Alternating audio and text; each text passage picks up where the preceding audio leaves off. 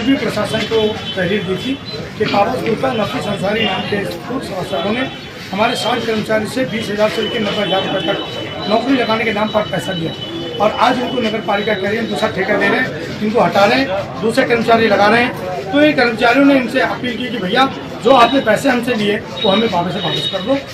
और जब पैसे मांगने गए तो इनके साथ गाली गलौज और मारपीट की। वो तहरीर हम देने आए, लेकिन अभी तक प्रशासन की ओर से उनको गिरफ्तार नहीं किया गया। खुला घूम रहे हैं और अपने बचाव में अपने आप को सही साबित करने के लिए 10-20 लोगों को लेकर रैली निकाल रहे हैं।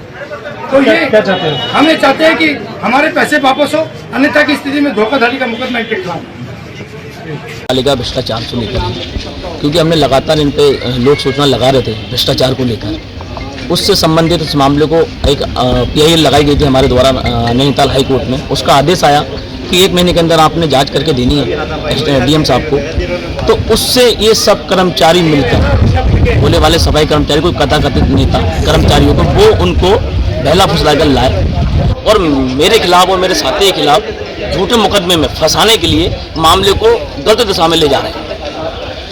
और जबकि मामला भ्रष्टाचार को लेकर है और लगातार हम उस पर कार्रवाई करने के लिए प्रशासन, शासन सबको कह रहे हैं। इसी से संबंधित मामले के प्रशासन SDM साहब को आज अपना ज्ञापन देने आए। प्रशासन से क्या मांग करते हैं? प्रशासन के साथ जो नियमानुसार काम हो, नियमानुसार कार्रवाई वो की जाए, निष्पक्ष जाँच होना चाहिए, ये चाहते हैं।